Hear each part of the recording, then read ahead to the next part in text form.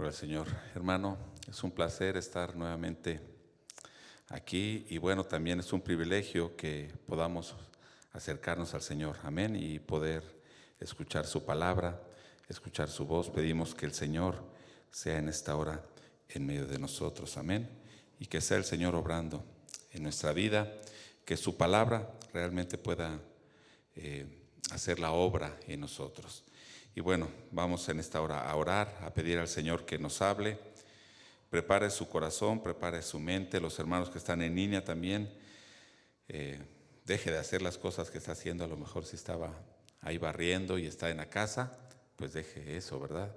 Y concéntrese en esta hora para escuchar la palabra del Señor. Vamos a orar. Padre, en esta hora nos acercamos al trono de tu gracia, Dios. Pedimos que sea tu Espíritu Santo hablándonos. Señor, sabemos que tú tienes un propósito para nosotros. Y Señor, nosotros en esta hora queremos acercarnos a ti, pidiendo Dios que tú cumplas ese propósito en nosotros, que tú cumplas, oh Dios, tu propósito en nuestras vidas. Señor, en esta hora gracias te damos por tu obra, por tu salvación y por ese tiempo. Oramos en el nombre de Jesús. Amén. Gloria al Señor. Queremos que el Señor nos hable. Amén. Y tenemos yo sé que usted trae una petición en su vida, en su corazón, delante del Señor. Cada día tenemos peticiones delante del Señor, pero ¿cuál será la petición que traemos ante Jesús que le agrade a Él? ¿Cuál será esa petición? Y vamos en esta hora a meditar unos pasajes de Mateo, en el capítulo 20, pero recordemos antes el tema central del libro de Mateo, y es el reino de Dios manifestado en Jesucristo. ¿Sí? El reino de Dios que se manifiesta o encarna en Jesucristo. Nos venía hablando los capítulos anteriores cuál es la naturaleza de ese reino de Dios, y sobre todo si usted recuerda el Sermón del Monte, nos dice, ¿no?, cuál es la naturaleza de los que pertenecen a ese reino de Dios, cuáles son los valores, cómo deben vivir estos ciudadanos del reino, los principios que deben seguir.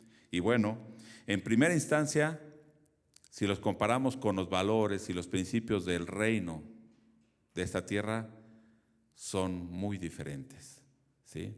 Porque usted, pensando en esa tierra, diría, qué bienaventurado es un pobre, alguien que llora, alguien que sufre persecución. ¿Usted diría eso? No, porque pensamos en los valores, principios de esta tierra. Pero Jesús en el Sermón del Monte dijo, bienaventurados son los que lloran, bienaventurados los mansos, bienaventurados los que sufren persecución, bienaventurados los pobres. Entonces, lo primero que vemos es que en realidad los principios, los valores de este reino son muy diferentes. Bueno, ya en el capítulo 20 de Mateo, Jesús va rumbo a Jerusalén, ¿verdad? Entonces esto quiere decir que ya cada vez la hora de que Él va a morir, de que Él va a entregar su vida, está más cerca. Y quiere que sus discípulos puedan estar preparados, que puedan comprender cómo Jesús va a establecer ese reino, cómo va a obtener la victoria contra el reino de Satanás. Quiere que entiendan cuál es la naturaleza del reino, entonces cuál es la naturaleza también de los que pertenecen al reino de Dios y cuál sería la naturaleza también de los que pertenecen al reino de este mundo. Bueno, en el capítulo 20, versículo 17, dice, subiendo Jesús a Jerusalén, tomó a sus 12 discípulos aparte en el camino y les dijo. Bueno, va con una multitud de gente. Mucha gente podía ir con Jesús y muchas otras personas iban rumbo a la fiesta que había, que ya se acercaba la Pascua, ¿no? Y recuerden que muchos iban haciendo esta peregrinación cada fiesta de la Pascua y subían a Jerusalén. Pero bueno, va con mucha gente y Él quiere hablar a solas con sus discípulos. Los llama aparte. ¿Y qué les dice? ¿Qué les dice? He aquí subimos a Jerusalén, y el Hijo del Hombre será entregado a los principales sacerdotes y a los escribas, y le condenarán a muerte, y le entregarán a los gentiles para que le escarnezcan, le azoten y le crucifiquen, mas al tercer día resucitará. Amén. Bueno, ¿qué les está diciendo? Que Él va a entregar su vida, que le van a escarnecer, azotar, que va a ser crucificado, pero que al tercer día iba a resucitar. Y ya está a unos pocos días de ser crucificado, ¿sí? Llegando a Jerusalén, hoy meditábamos el capítulo 21, y entra a Jerusalén, se dice que un domingo, y al viernes lo están crucificando, ¿no? Entonces ahorita va rumbo a Jerusalén, entonces ya está a pocos días de entregar su vida. Y en esta ocasión, el capítulo 20, verso 17, ya es la tercera ocasión que les dice o que les anuncia a sus discípulos que va a morir, ¿sí? Que va a ser muerto. Ok, ¿qué pensarían los discípulos? Porque ellos no entendían. 3 veces les va diciendo claramente, si Jesús le dice, bueno, vamos a Jerusalén y los sacerdotes me van a condenar a muerte, me van a escarnecer, me van a azotar, me van a crucificar, ¿usted qué entendería? Eso, ¿no? Que va a morir. Pero los discípulos, ¿qué entendían? 3 veces les dijo esto y hasta ese momento no entendían. Pensarían que se trataba de una metáfora, que lo estaba diciendo en forma figurada, ¿no? Y en realidad Jesús los quiere preparar para que cuando llegue ese momento, no los agarre desprevenido, ¿sí? Ya está, como vuelvo a repetir, está a pocos días de que muera. Les está advirtiendo, ¿sí? Jesús claramente les dice, no está diciendo ninguna metáfora, pero ellos piensan que pues no es esto, ¿no? Pero también piense, esto seguramente sería difícil de entender para los discípulos. ¿Por qué? Porque ¿cuál era el entendimiento no solo de los discípulos, sino de todos los judíos acerca del Mesías? Un líder político, un líder militar, que iba a venir y que los iba a quitar de la opresión, en este caso de los romanos, de la opresión extranjera, y llevaría el reino de Israel a su esplendor máximo, como en los tiempos de David. Ellos siempre añoraban ese reino de David, ¿no? Y pensaban, cuando venga ese Mesías, nos va a quitar la opresión de estos romanos y va a llevar a Israel a tener un reino muy grande y espléndido, ¿sí? Entonces ellos pensarían, ¿cómo este Mesías puede librarnos de ese poder de los romanos si va a estar muerto? ¿No? Entonces para ellos eso no cuadraba, por eso no entendían, ¿sí? Ellos habían puesto su confianza en Él y su esperanza en Él. Póngase en el lugar de los discípulos y les dice, en el que usted está esperando, me van a matar. ¿Usted qué diría? Pues no, ¿verdad? Como que no es un buen lugar para poner mi esperanza. Entonces, el problema era cómo ellos habían entendido la naturaleza de ese reino de Cristo. No habían entendido un reino celestial, sino un reino puramente terrenal, ¿sí? Aunque, como ya hemos visto, este reino celestial se había acercado a la tierra con la venida de Cristo y ahora estaba en medio de ellos ese reino. Incluso ahora ese reino de Dios está aquí. ¿A través de quién? De la iglesia, ¿sí? Nosotros llevamos ese reino. Entonces, en medio de esto, vamos entonces ahora sí a la petición. La petición que hacemos ante Jesús. Seguimos en el verso 20 y en adelante. Entonces se le acercó la madre de los hijos de Zebedeo con sus hijos, postrándose ante él y pidiéndole algo. Él le dijo, ¿qué quieres? ella le dijo: ordena que en tu reino se sienten estos 2 hijos míos, el uno a tu derecha y el otro a tu izquierda. Ok, nuevamente, póngase en el lugar de los discípulos. Ya van rumbo a Jerusalén.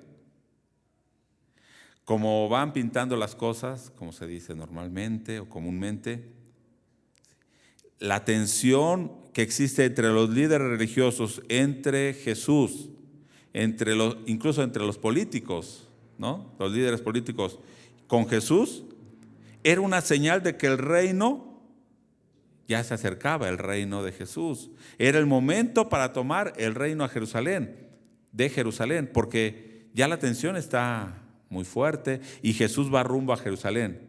¿Qué piensan los discípulos? Ya Jesús va a tomar el reino. Y de hecho, por eso en el capítulo 21 que leímos al comienzo del servicio, entra Jesús a Jerusalén, ¿no? Y lo reciben como el rey, esperando que este rey político, ¿sí? Entonces, los discípulos ven la multitud que viene con Jesús, ve los problemas, la tensión, dicen: no, pues ya es el momento. Seguramente muchos de los que llegaron a la fiesta de la Pascua también se van a unir y vamos a hacer la revolución y tomar el reino y quitarnos de la opresión de los romanos, ¿sí? Bueno, entonces, pensando esto, la mamá de Jacobo y de Juan se acerca a Jesús para hacerle esta petición que leímos, ¿sí? Porque si ya va a tomar el reino en unas pocas semanas, pues hay que asegurar un lugar, ¿no?, dentro de ese reino. Algunos comentaristas, varios comentaristas, dicen que posiblemente esta madre de Jacobo, de Juan, o de Santiago y de Juan, podría ser Salomé, que en otros evangelios se llama Salomé, y algunos deducen que podría ser la hermana de María. Ajá. No se sabe exactamente, pero si esto fuera así, entonces sería la tía de Jesús, ¿no? Y Jacobo y Juan serían sus primos. Ajá. Si fuera así, varios comentaristas llegan a esa deducción, entonces podría decir: bueno, ¿quién mejor que tus primos tengan ese lugar de privilegio, ¿no? Sí. Entonces, esta podría ser alguna motivación para que la madre de estos jóvenes o de estos discípulos fuera ante Jesús. Entonces, incluso podría sentirse con el derecho, ¿no?, de exigir eso. Si fuera su tía, dice: bueno, que mi sobrino los ponga ahí. Entonces, bueno, vamos a ir viendo. Los discípulos, ¿qué querían? Estos 2 discípulos, tener un lugar de honor. Esa era la petición. Esa era la petición. Hace rato yo le pregunté: bueno, ¿usted qué le pediría a Jesús? Que yo tenga un lugar de honor. Algunos dicen que mi corona sea así, más grande, con más diamantes. Ajá. Bueno, ahora vamos a ponernos en el lugar de Jesús. Jesús les está diciendo: me van a matar, voy a entregar mi vida. Entonces vienen sus discípulos y dicen: oye, cuando estés en tu reino queremos estar a la derecha y a la izquierda. ¿Qué sentiría Jesús? Ajá. Si usted le dice a alguien: ¿sabes qué? Voy a morir en unos días. Oye, espérate, déjame tu mejor lugar a mí. Déjame tu carro, déjame tu casa. Ajá. ¿Qué sentiría usted? Bueno, recuerda, después de hablarles todo lo que les había dicho de que debían ser como niños, después de decirles que anteriormente, en este mismo capítulo 20, había hablado de los obreros de la viña, ¿no?, que unos habían trabajado muchas horas y otros pocas horas, y a todos les iba a dar lo justo, lo que necesitaban para sobrevivir o para vivir. A todos les iba a dar lo necesario. Bueno, ¿Se acuerda cuando el joven rico fue y que se fue muy triste porque le dijo, vende todo lo que tienes y dalo a los pobres? ¿Qué le dijo Pedro? ¿Recuerda qué le dijo Pedro? Jesús, nosotros hemos dejado todo. Entonces, ¿qué le dijo Pedro? ¿Qué recibiremos a cambio? Ajá. Y después él les dijo, ¿no? que no era la manera. Después de todo lo que les había dicho, ahí con Pedro le dijo, cuando sea la restauración, ustedes se van a sentar en 12 tronos conmigo. ¿Recuerda eso? Entonces, ¿ellos qué habrán pensado? Bueno, 12 tronos, pero nosotros queremos estar, Jacobo y Juan, en los mejores lugares. ¿Sí? ¿Habían comprendido la naturaleza del reino de Dios? No. ¿Sí?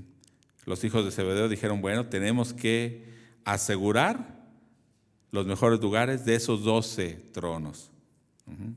Entonces, aunque viene la madre de Jacobo y de Juan, en realidad la petición ¿de quién era? De ellos. En Marcos dice que fueron ellos los que fueron. Ni siquiera menciona a la madre. Aquí Mateo dice que fue la madre a interceder por ellos, ¿no? Bueno, pero vamos a ver. Si se da cuenta usted, en el versículo 20 dice que ella viene y se postra. O sea, se arrodilla delante de Jesús y le pide un favor, aunque también podríamos entenderlo como una demanda, ¿no? Entonces Jesús, cuando viene y se arrodilla, le pregunta, ¿qué quieres? ¿Qué quieres que yo haga? ¿No? ¿Sí? ¿Qué quieres? Entonces la respuesta de ella es que ordenes que estos se sienten a tu derecha y a tu izquierda. Si se da cuenta, no está pidiendo un favor, ¿verdad? Ordena que estos se sienten a tu derecha y a tu izquierda. Entonces, primero quiero hacer una comparación. Voy a hacer 2 comparaciones. Primero la comparación de 2 mujeres. Ahora es día de la mujer, creo, ¿no? Bueno, vamos a hacer la comparación de 2 mujeres. De estas 2 mujeres, la madre de Jacobo y de Juan. ¿Recuerda otra mujer que fue y se postró delante de Jesús en capítulo 15, versículo 22? Había otra mujer. Y aquí una mujer cananea que había salido de aquella región clamaba diciéndole, Señor, Hijo de David, ¿qué le dijo? Ten misericordia de mí. Mi hija es gravemente atormentada por un demonio. ¿Cuál era su petición? Se acercaron igual. Dice que las 2 se postraron. Las 2, bueno, no las 2, la madre de Jacobo no clamó, pero sí se postró. Aquí primero viene la mujer cananea clamando, ten misericordia de mí. Y hay algo bien importante, primero, Señor, Hijo de David. Esto ya lo hemos compartido, ¿no? ¿Qué significaba esto? El reconocimiento de que era el Mesías, el descendiente de David que traía el reino de Dios. Pero después lo que quiero enfatizar es lo que sigue. Ten misericordia de mí. ¿Y Jesús le hizo caso? En el capítulo 15 dice que no. Él siguió. Entonces en el verso 25 del capítulo 15, dice que ella vino y ahora sí se postró ante él diciéndole, Señor, socórreme. Y después de que Jesús aún le llama perrillo o perro, ella dice, aunque sea como los perrillos que comen debajo de la mesa de los amos, las migajas. Pero había una petición. Ella quería que su hija fuera liberada ¿de qué? Del poder de Satanás. Estaba endemoniada. Señor, socórreme. Mi hija es gravemente atormentada. ¿Por qué? Por un demonio. Entonces, esta expresión de que se postró es también como un reconocimiento de adoración, ¿sí? O de súplica, al igual que la madre de Jacobo y de Juan. Pero ¿cuál es la diferencia? ¿Cuál es la diferencia, hermanos? Las dos mujeres están haciendo una petición por sus hijos. Una, ¿qué le está pidiendo? Libera a mi hija del poder de Satanás. La otra, ¿qué le está pidiendo? Un lugar de privilegio para mis hijos. ¿Sí? Entonces, estas mujeres, y en realidad la madre de Jacobo y de Juan, tenía fe en Jesús y sabía que la realidad del reino ya estaba cercana. Pero ¿qué hizo? Confundió la naturaleza de ese reino. Ahora, quiero hacer otra comparación. Vamos ahí al capítulo 20 nuevamente. Como ya dijimos, la petición no era de la madre, era de Jacobo y de Juan. Ellos querían ese lugar. ¿Sí? Bueno, ¿cuál fue la respuesta? Y podemos ver que la petición no era de ellas, sino de ellos, porque en el versículo 22, entonces Jesús respondió y dijo, no sabéis lo que pedís. Ya le está hablando a los discípulos, ¿no? A Jacobo y Juan. ¿Sí? Y se dirige a ellos, ya no a la madre. Bueno, ¿cuál fue la respuesta? Dice, no saben lo que piden. ¿Pueden beber del vaso que yo he de beber y ser bautizados con el bautismo con que yo soy bautizado? Y ellos le dijeron, podemos. Siempre criticamos a Pedro, ¿no? Cuando Pedro le dijo a Jesús, yo estoy dispuesto a ir contigo hasta la muerte. ¿Sí? Y luego en esa noche le estaba negando. ¿Pero qué le dijo Jacobo y Juan? A nosotros podemos. Claro que sí podemos, Jesús, ir contigo. Podemos pasar lo que tú pasas. Pero mínimo Pedro andaba ahí, ¿no? Y Jacobo, ni sus luces. Juan estaba ahí también en el patio. Recuerda, en el Evangelio de Juan dice que Juan andaba también por ahí, ¿no? Pero a él nadie lo reconoció, que era discípulo. Pero a lo que voy es de que, ¿qué les dijo Jesús? No sabían lo que pedían. Porque nuevamente digo, ellos pensaban en un reino terrenal y un lugar de honor en ese reino. Pero aquí en este mismo pasaje, más adelante les va a decir, ¿no saben que el mayor será el siervo? ¿No saben que van a tener que sufrir? Si ustedes dijeran, yo quiero, Señor, ser el siervo más grande de Dios. ¿Y cuál es el siervo más grande de Dios? El que es sirviente de los demás. ¿Cierto? No es el que se sirve de los demás. Les dijo, ¿pueden beber del vaso o de la copa? ¿A qué se refería beber de la copa y ser bautizados con el bautismo? A su muerte. ¿Pueden pasar por la muerte como yo voy a pasar? Y ellos dijeron, podemos. Estaban bien confiados en ellos, ¿no? Bueno, sin pensarlo, dijeron, claro que sí. Podemos ir por donde tú vas, podemos seguirte, podemos compartir lo que tú vivas. Eso bien vale la pena porque recibiremos un lugar de honor a tu derecha, a tu izquierda. Mucha gente en la actualidad sirve a Dios de esta manera, pensando que si sirven más a Dios tendrán un mejor lugar en el reino de Dios, que sus buenas obras les están asegurando una mejor posición, que lo que hagan, ¿sí?, les va a asegurar tener un mejor lugar allá en el cielo. Incluso las ofrendas que den les están asegurando tener una mejor casa en el cielo. ¿Se da cuenta?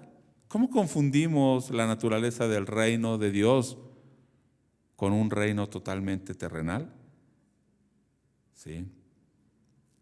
Ellos pensaron que podrán gobernar, o ahora piensan muchos, voy a gobernar. Si yo hago muchas cosas, entonces yo voy a gobernar a 100 o a 1000 voy a estar sobre ellos. Entonces, ¿en qué están pensando? ¿En qué están pensando? ¿No es su orgullo? Si yo hago más cosas, voy a tener un mejor lugar. Al parecer, entonces, aunque no lo dicen, pero han entendido que la salvación es una recompensa que ellos se van a ganar. Pero no solamente eso, sino que la salvación y estar con Jesús es una recompensa, pero que si hacemos méritos, obtendremos más recompensa para ganar algo más. Y entonces, en ese caso, la salvación y estar con Jesús, ¿no sería lo máximo? Pero si yo hago más cosas para obtener algo más, para estar en un mejor lugar, entonces la salvación y estar con Jesús no sería para mí lo máximo, ¿no? Porque anhelo otro poquito más. Y déjeme decirle algo que ni yo entiendo. ¿Cómo será el reino de los cielos? La Biblia nos habla del reino de los cielos y únicamente podemos imaginarnos. Y nos habla con expresiones que nosotros entendemos. La gloria, diamantes, perlas, un jardín, mar cristalino. Pero ¿cómo será?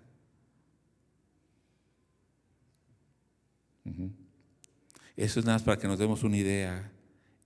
Nos está hablando en términos que nosotros podamos comprender o vislumbrar algo de eso. Pero en realidad es una naturaleza totalmente diferente a todo lo que vemos ahora. Y eso, hermano, es muy difícil de comprender, pero lo creemos por fe. ¿Sí? Esto es lo que no podían comprender. Por eso pone expresiones como van a sentarse en tronos, van a reinar. Para que podamos comprender, para nosotros esos son lugares de honor en esta tierra, ¿no? Pero en realidad no es de esta manera, ¿sí? La salvación y estar con Dios es lo máximo. ¿Una corona con diamantes sería lo máximo? No. ¿Una casa más grande sería lo máximo? No. Estar con Dios, esa es nuestra recompensa. ¿No lo dice el salmista en el Salmo 73? ¿A quién tengo yo en el cielo sino a ti? Fuera de ti, nada deseo aquí en la tierra. Ese debe ser nuestro deseo. Entonces, hasta este momento, podemos decir que la petición de Jacobo, de Juan, de su madre, estaba incorrecta. Y podemos decir, no, es que estaban incorrectos. Sí, pero en realidad estaba llena de orgullo, de vanagloria. Pensaban que merecían ese lugar. Ellos como familiares, si es que era familiar de Jesús, o por ser uno de sus discípulos que eran más cercanos. Recuerda el círculo más cercano a Jesús: Pedro, Jacobo y Juan. De esos tres eran ellos dos. Entonces dijeron, pues yo creo que merecemos ese lugar. O la lealtad que ellos tenían a Jesús sería algo a su favor. Pero en realidad esa actitud, hermano, déjeme decirle que es una actitud pecaminosa. Porque en realidad, como seres humanos, ¿qué merecíamos? ¿Qué merecemos? ¿Un lugar en el cielo? ¿Un lugar mejor en la salvación? ¿Eso merecemos como seres humanos? No. Vea algo. La mujer que dijo, la mujer cananea, ten misericordia de mí. Vamos a la siguiente historia. En el versículo 29, en adelante. Al salir ellos de Jericó, les seguía una gran multitud. Iba saliendo de Jericó, iba rumbo a Jerusalén. Y dos ciegos que estaban sentados junto al camino, cuando oyeron que Jesús pasaba, clamaron diciendo, fíjese la expresión, y es la misma expresión que usó la mujer cananea: Señor, hijo de David, ten misericordia de nosotros. Ajá. La misma expresión que la mujer. La mujer, Señor, Hijo de David, ten misericordia de mí. Los ciegos, Señor, Hijo de David, ten misericordia de nosotros. La gente le regañó, lo reprendió porque le molestaba escuchar sus gritos, pero ellos seguían clamando. ¿Sí? En el versículo 31 dice nuevamente, Señor, Hijo de David, ten misericordia de nosotros. ¿Se acuerda de la mujer cananea? ¿No fue lo mismo? Que los discípulos dijeron, ya despídela, pero ella seguía clamando, socórreme, Jesús, ten misericordia de mí. Ok, dice un comentarista que estos ciegos vinieron con los ojos del corazón abiertos. Aunque estaban ciegos físicamente, reconocían la divinidad de Jesús. Él dice este comentarista, Bruce se llama, he conocido muchos ciegos, pero entre ellos a ningún ateo, dice él. No sé, habría que ver, ¿no? He conocido muchos ciegos, pero aún esos ciegos reconocen la divinidad de Dios. Y muchos que pueden ver las maravillas de Dios, no le reconocen, ¿sí? En Marcos menciona esta misma historia de los ciegos, pero allá en Marcos, en el capítulo, creo que es 10, menciona a uno solo, y ese uno solo se llama Bartimeo, ¿sí? Dicen que posiblemente fue más conocido que el otro, que posiblemente se hizo discípulo de Jesús y estaba con la iglesia, entonces lo conocían y Marcos lo menciona la sanidad de él. Pero en ese caso en Marcos dice que este Bartimeo, cuando le llama a Jesús, ¿qué hizo? ¿Se acuerda de una acción que hizo el ciego? Tiró su capa y fue ante Jesús. Para nosotros eso puede pasar desapercibido, pero una persona que vive en el desierto, para él, ¿qué es la capa? En realidad es su vida. Cuando hace mucho sol, con la capa, con el manto se tapan de ese calor. Cuando viene una tormenta de arena, con eso se cubren para poder respirar. Si no tienen eso, literalmente se mueren. Entonces este Bartimeo se estaba despojando de eso porque le estaba llamando Jesús, el Hijo de David, ¿sí? Bueno, Jesús entonces le hace la misma pregunta que a la mujer. ¿Qué quieres? ¿Qué quieren que les haga? Dice Jesús a estos ciegos. ¿Y cuál fue la petición? Somos dos ciegos, allá eran dos hermanos, ¿verdad? Jacobo y Juan se querían sentar a la derecha y a la izquierda. Los ciegos pudieron decir, pues que nos des esos lugares, ¿no? A la derecha y a la izquierda. ¿Qué dijeron los ciegos? Que sean abiertos nuestros ojos. ¿Sí? No buscaban un lugar de privilegio, estaban en una condición que les impedía llevar una vida normal o incluso poder trabajar. Estaban mendigando ahí en el camino. Pero más que eso, Mateo quiere mostrar la condición de estos ciegos, a diferencia de los dos hermanos anteriores, que aquellos ¿cómo estaban? Cegados espiritualmente y no podían reconocer la naturaleza del reino de Dios. Y estos ciegos físicos podían entender a qué había venido Jesús, ¿sí? Los discípulos eran los que realmente estaban cegados. Y no solamente eso, la actitud de ellos, de los ciegos, llevó a que los demás se molestaran, ¿no?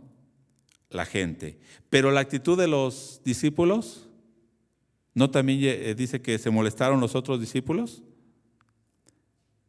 ¿Y se enojaron con ellos? ¿Por qué se enojaron? Porque dijeron estos carnales que están pidiendo, ¿verdad?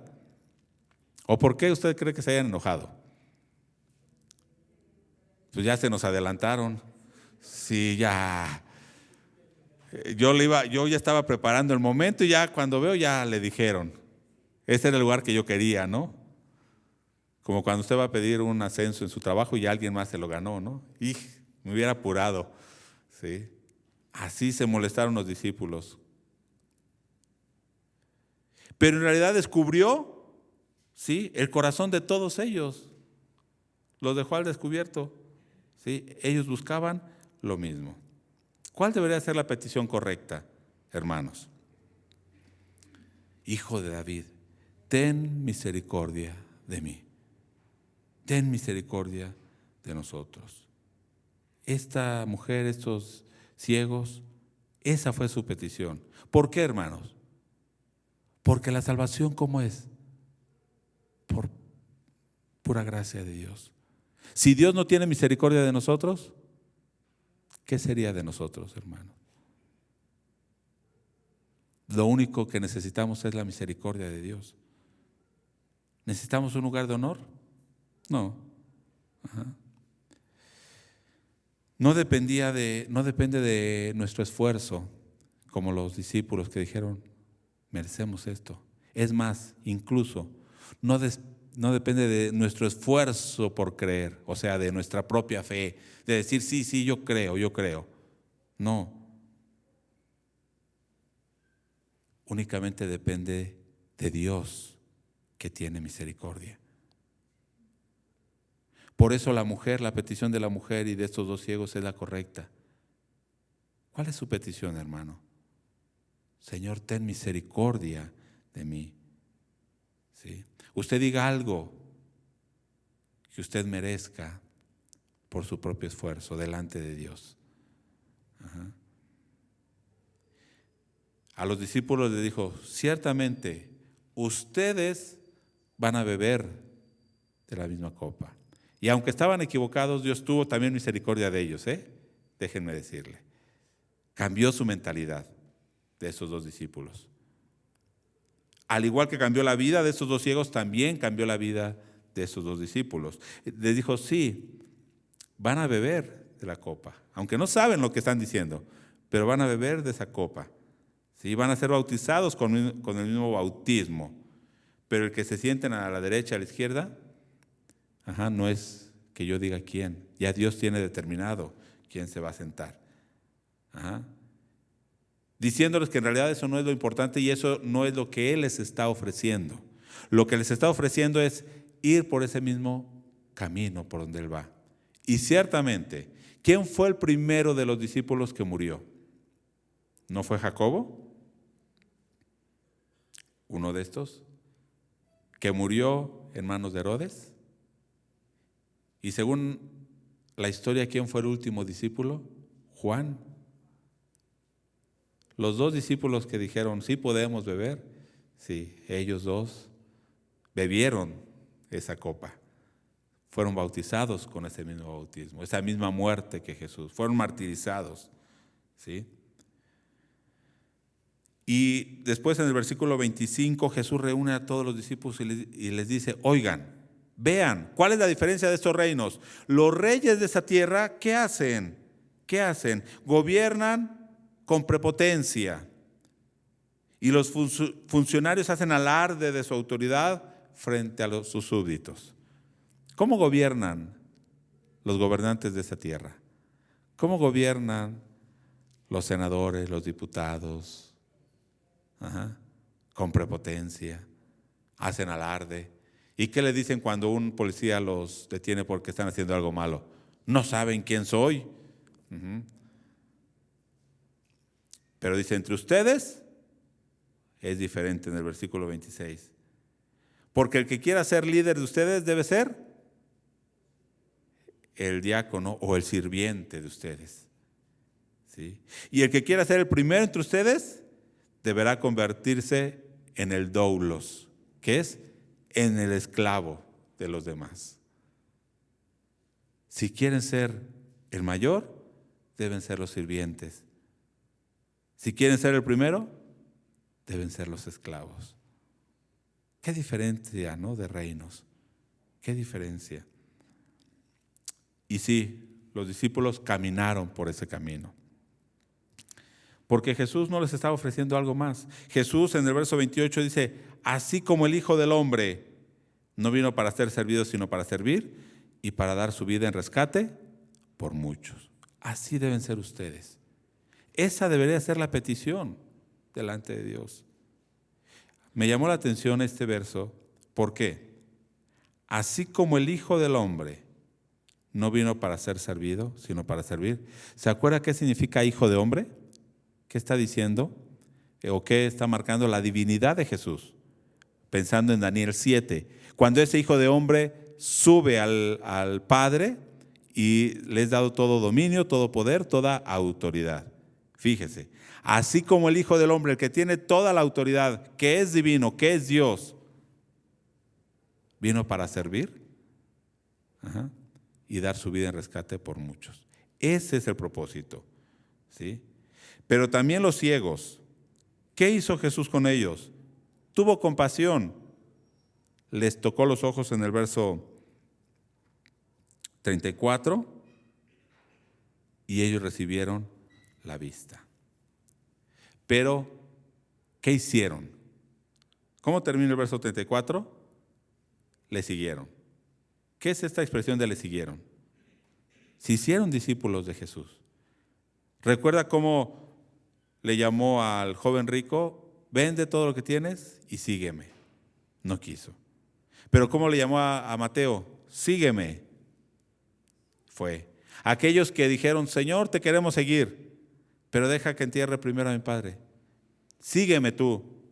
Deja que sus muertos entierren a sus muertos, ¿no? Esa expresión de sígueme es lo que Jesús hacía el llamado. Sígueme y ve por donde yo voy. Esos ciegos fueron, ¿sí? Le siguieron como discípulos. Y vamos a echar a andar nuestra imaginación. ¿A dónde iba Jesús? A Jerusalén. Si estos ciegos le siguieron hasta Jerusalén, seguramente estuvieron ahí la última semana con él. Si estuvieron la última semana, vieron su crucifixión. Posiblemente le vieron resucitado. Un comentarista va más allá y dice, posiblemente fueron de aquellos 500 que le siguieron y lo vieron subir al cielo. Hasta incluso pudieron estar entre esos 120 que recibieron el Espíritu en el Pentecostés. Porque todos esos no tienen nombre, ¿verdad? En la Biblia, pero estuvieron ahí. Posiblemente estos ciegos vieron todo eso. Ellos lo único que querían que era, Señor, abre nuestros ojos. Queremos ver. ¿No sería esa nuestra petición, hermano? Abre mis ojos. ¿Sí? Entonces, voy a concluir. ¿Cuál debe ser nuestra petición delante de Él? ¿Queremos tener un mejor lugar? Pero Jesús lo que nos ofreció es, ¿pueden beber del vaso con que yo bebo? ¿Pueden ser bautizados con el bautismo con que yo soy bautizado? Sí, podemos, bien. ¿Sí? Sin embargo, la mujer cananea, los ciegos que dijeron, Señor, ten misericordia de mí. Reconocían su condición y como aquella mujer decía, sí, reconozco que soy como un perro, pero Señor, ten misericordia de mí, socórreme. ¿Qué pedían? Dos cosas, que fueran liberados del poder de Satanás y que Jesús abriera sus ojos. Yo creo que esa debe ser nuestra petición, ¿sí? Porque en realidad no somos dignos, solamente si Dios tiene misericordia. Póngase en pie. Lo único que debemos clamar a Jesús es esto: Jesús, Hijo de David, ten misericordia de mí, líbrame del reino de este mundo, del pecado. Abre mis ojos, Señor, para ver tu gloria, para comprender tu propósito. Ore al Señor, cierre sus ojos y pregúntese, ¿qué es lo que usted le ha pedido a Dios? ¿Cuál ha sido su petición? ¿Ha sido una petición correcta? ¿Usted le ha dicho a Dios, merezco que me des esto? O como los ciegos, Señor, ten misericordia de mí. Abre mis ojos. Señor, reconocemos que delante de ti no merecemos nada. Es más, no podemos acercarnos a pedir. Solamente por los méritos de Jesucristo pedimos, oh Dios, que tengas misericordia de nosotros. Señor, estamos imposibilitados para entrar en tu salvación. Queremos que tú tengas misericordia, que nos socorras y que nos libres, oh Dios, de este mundo. Que abras nuestros ojos para ver tu gloria, para comprender, oh Dios, quién eres tú, para comprender tu salvación en nosotros. Padre, perdónanos si a veces nos desviamos a ver las cosas de este mundo, que pongamos nuestra mirada en Jesús, el autor y consumador de la fe. Ten misericordia de nosotros. Abre nuestros ojos, oh Dios. Sálvanos, oh Dios. Oramos en el nombre de Jesucristo. Amén. Hermanos, Dios les bendiga.